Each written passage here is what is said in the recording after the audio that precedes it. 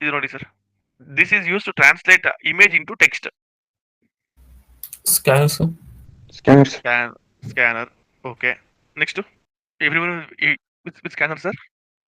Sir ಅದು OCR ಅಂತ ಏನು ಸರ್? ಸರ್ ಇದು OCR ಆಗ್ಬೋದಲ್ಲ sir, optical OCR character recognition.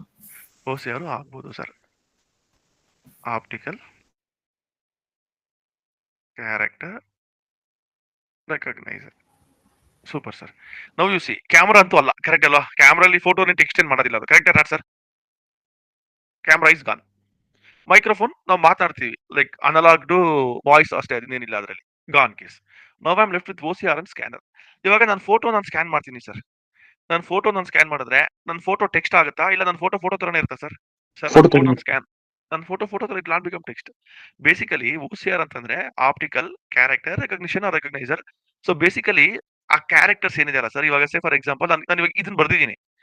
ಇದು ನಾನು ಬರ್ದಿರೋದನ್ನ if I give to OCR ಅಂದ್ರೆ it is going to recognise. Okay, ಇದು C, ಇದು H, ಇದು A, ಇದು R, ಇದು E, ಇದು C, ಇದು T, ಇದು E, ಇದು R ಅಂತ it is going to recognise.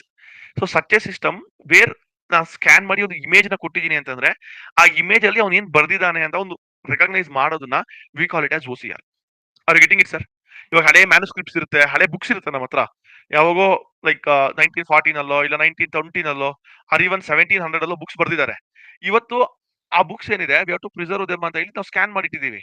So scan ಮಾಡಿದಾಗ ಏನಾಯ್ತು, 1500 ಪೇಜ್ ಬಂದಿದೆ ಅದೊಂದು ಬುಕ್. ಇವಾಗ I cannot go through all the pages. What we do, we give it to OCR. Once we give it to OCR, it is going to recognize the letters. So wherever I want, I can search them, I can copy paste them, etc. etc. Are you getting it, sir?